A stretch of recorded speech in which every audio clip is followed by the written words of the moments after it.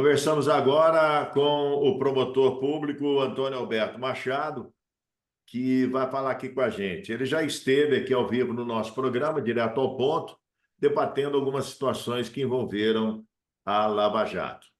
Beleza. O promotor pode falar conosco. Um abraço para o senhor, um bom dia. Sempre é um prazer falar contigo. Me lembro bem que há pelo menos, uns 20 anos atrás, o senhor foi promotor aqui na cidade de Sertãozinho. Atualmente, o senhor está em Ribeirão Preto. Nos fale um pouco do senhor, como é que está a vida, promotor? Bom dia.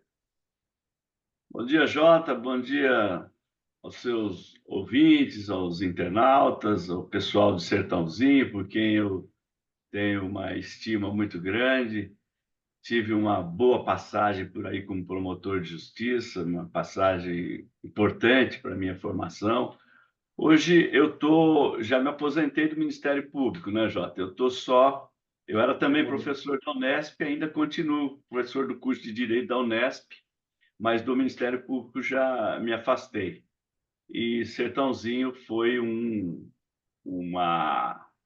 trecho da minha carreira, da minha vida, muito importante, de muito aprendizado, muito crescimento, e eu, por isso, trago Sertãozinho no coração e continuo nutrindo sempre uma grande admiração pelos sertanezinos e também, não é, por todos aqueles com que a gente se relacionou aí no mundo jurídico de Sertãozinho. Muito obrigado, é um grande prazer revê-lo e falar com você, Jota.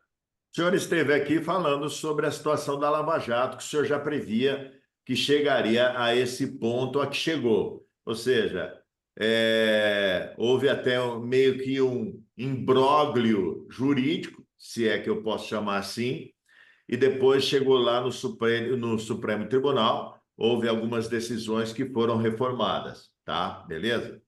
Ponto. Mas hoje nós estamos vendo aí um choque de poderes. Ontem, quando eu falo ontem, eu falo que nesta terça-feira houve um almoço entre representantes do próprio Supremo Tribunal, o próprio presidente esteve no almoço, o presidente da Câmara Legislativa Brasileira esteve presente também, e representantes da Procuradoria-Geral da República estiveram ali debatendo a famosa, a chamada situação que o ministro Flávio Dino cortou as chamadas emendas PIX, essa coisa toda. Quer dizer, houve, e depois a Câmara de Deputados começou a entrar com situações contrárias a isso. Esse embate entre os poderes não está previsto na Constituição, muito pelo contrário. Eu, como jornalista, aprendi que quem faz as leis são os deputados. E quem interpreta as leis é o judiciário, no seu mais amplo poder. Doutor Antônio Alberto Machado, qual a sua opinião sobre isso? Olha, Jota, o que a Constituição prevê não é propriamente um embate entre poderes, é um equilíbrio, né? Então, nós falamos desde muitos séculos, né, na tal tripartição de poderes, né? O executivo governa, o legislativo legisla e o judiciário interpreta e aplica as leis. Então, este sistema de freios e de pesos e contrapesos, os poderes se autofreando, né? Uma convivência, não um embate, é o que prevê a Constituição. Então,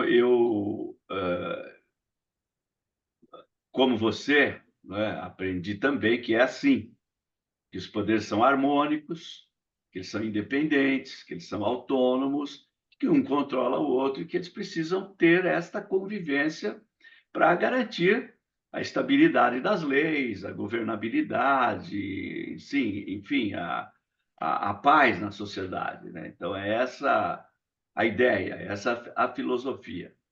Agora, o que acontece, e que já aconteceu em outros países também, é que nós estamos vivendo um momento muito específico, muito peculiar, né, em que parece haver não uma convivência harmônica dos poderes se regulando reciprocamente, mas uma disputa de poder, né, uma disputa pela supremacia, né, e isso poderá ter acontecido, Jota, na minha opinião, por algumas razões. Primeiro, o Supremo Tribunal Federal, depois da reforma do Judiciário de 2004, ele assumiu, né, exclusivamente a tarefa de julgar as questões que têm cunho político, constitucional. Ou seja, ele passou a ser uma corte constitucional puramente. Isto é uma corte política. E, portanto, esse poder político do judiciário depois da reforma, ele aumentou muito, né? E projetou muito o judiciário na sociedade. Você vê que até 2004, antes da reforma, a gente nem conhecia os ministros, não sabia nem o nome deles. Hoje a gente sabe o nome deles, o nome das esposas, dos maridos, o que eles fazem, etc. Né? Eles viraram, assim, digamos assim, celebridades, né? Por causa dessa nova função que os colocou no centro do poder. Ao lado disso, o legislativo foi também descobrindo o poder que tem, sobretudo depois que votou o impeachment de uma presidente e depois que teve de intervir várias vezes controlando o governo do Bolsonaro, né, o judiciário descobriu que tem um grande poder, né, que pode controlar orçamentos, que pode controlar o executivo, etc.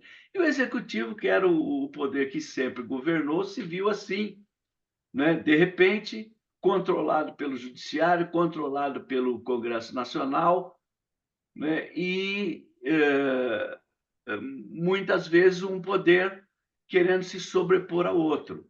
Então, parece que é um momento, eu acho, na minha visão, é um momento atípico, em que isso, de fato, aconteceu. Se você colocar nesse caldeirão a polarização política que há no país e em todo o mundo hoje, né, você vai ter uma sopa explosiva. Né? São os três poderes lutando para ver quem manda mais, né? A sociedade dividida, rachada e discutindo essas questões todas.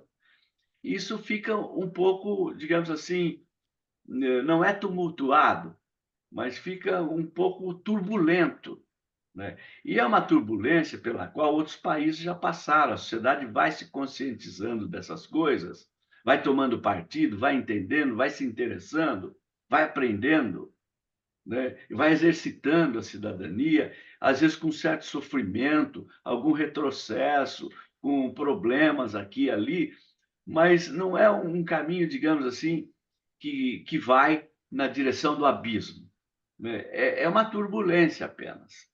E, nesse momento, acho que nós estamos vivendo isso. Agora, para finalizar essa minha resposta, eu acho que o nosso tal presidencialismo de coalizão, em que o presidente da República tem que governar em diálogo com o legislativo submetido às leis, esse presidencialismo de coalizão, eu acho, minha opinião, hein, Jota, eu acho que ele já está dando sinais de esgotamento.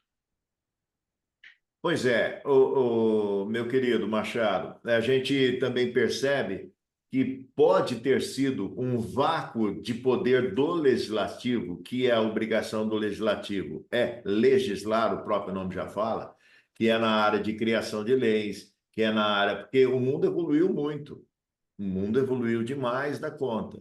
E aí faltou uma legislação própria, por exemplo, onde a gente pode tentar verificar uma discussão entre Elon Musk e o presidente do Supremo sobre uma situação envolvendo o X, que é um programa envolvendo, sabe? São situações assim que a gente nem imaginava isso de maneira nenhuma. Então, faltou uma legislação específica da própria Câmara dos Deputados e do Senado para que, quando houvesse a interpretação em tese do Supremo, isso já viesse pronto, essa legislação, ou eu estou enganado?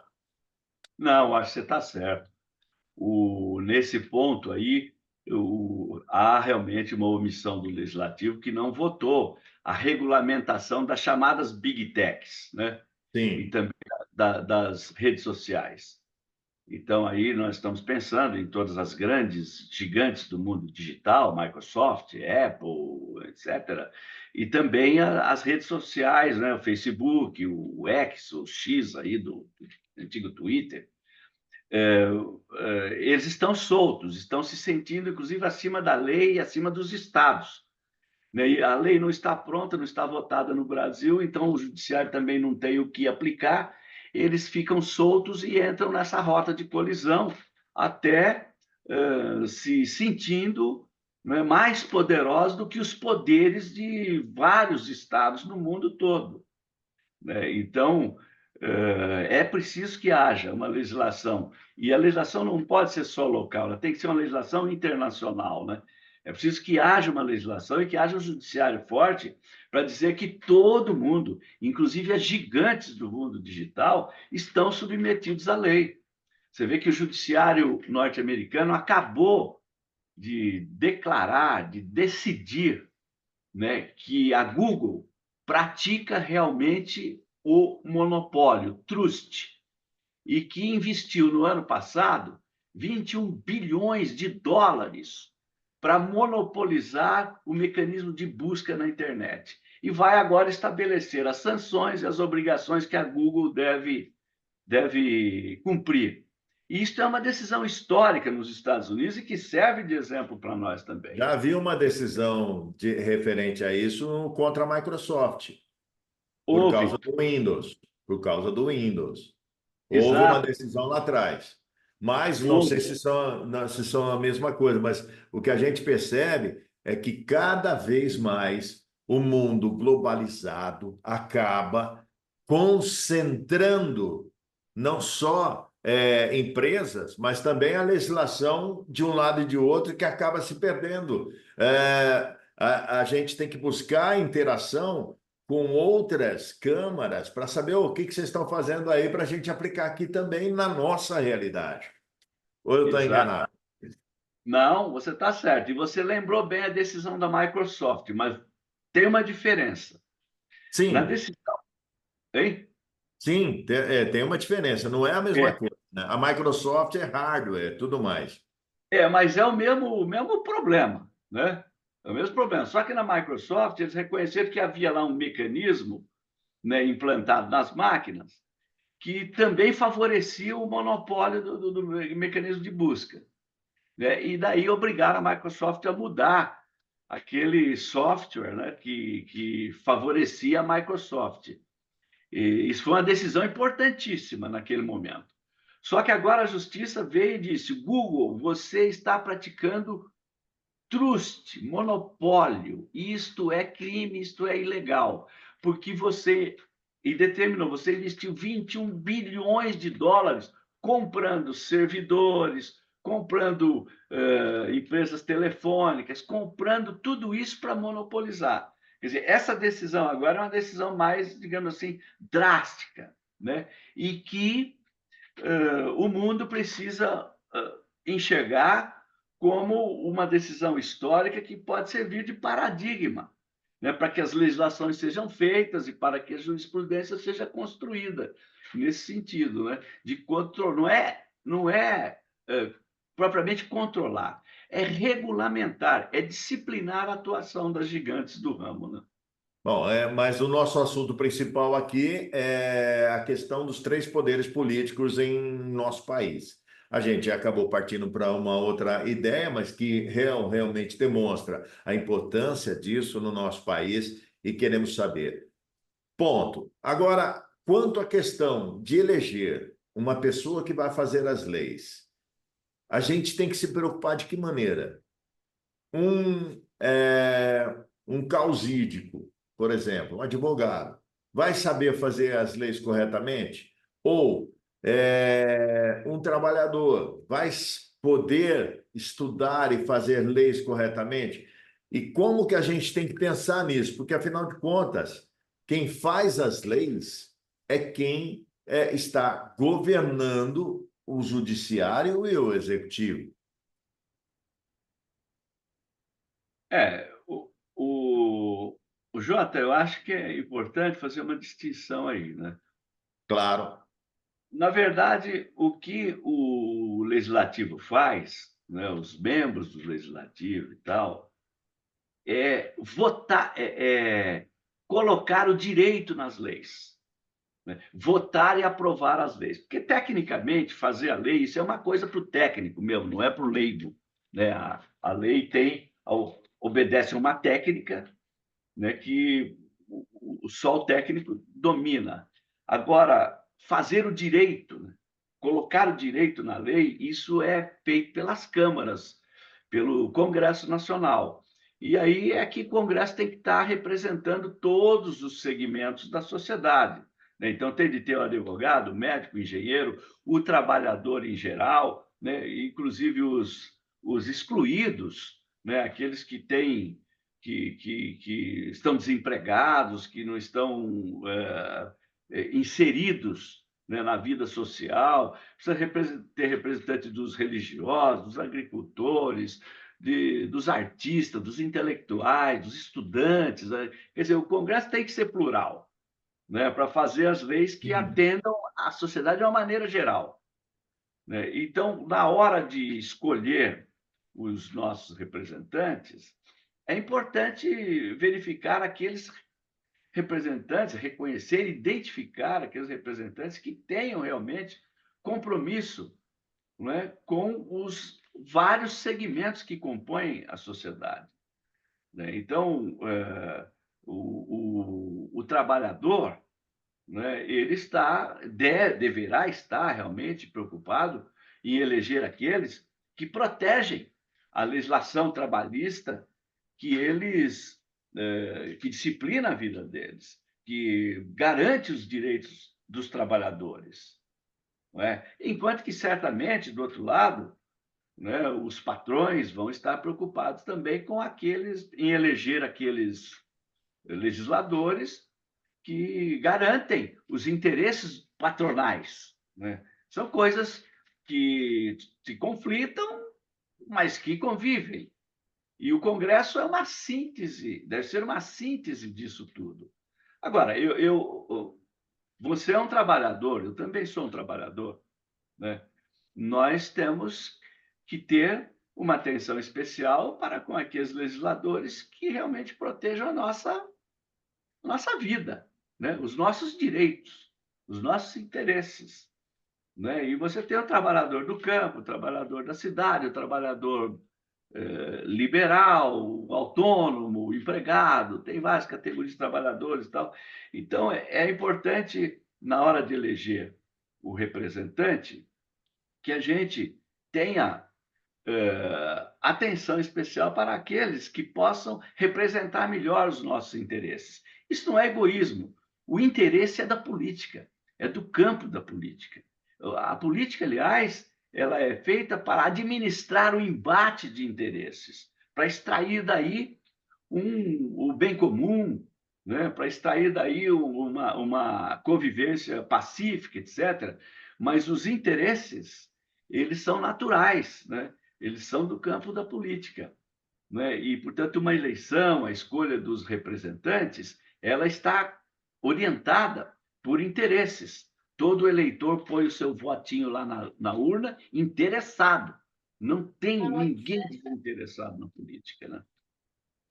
Bom, nós estamos conversando com o Antônio Alberto Machado, ele que é promotor. O senhor acha que vai vir a um contento legal a questão envolvendo aí os três poderes depois desse almoço que aconteceu na manhã desta terça-feira?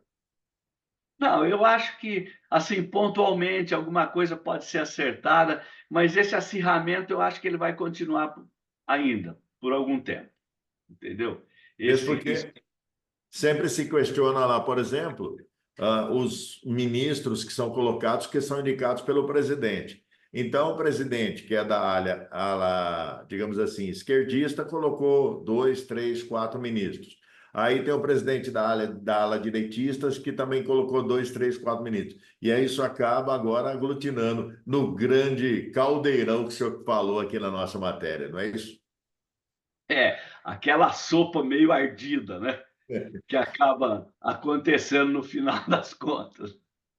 É verdade. Meu querido, obrigado pela participação aqui no nosso programa. Um bom dia para você. Obrigado. Valeu. Eu que agradeço o convite. Um abraço a você e a todos os sertanejinos. Obrigado.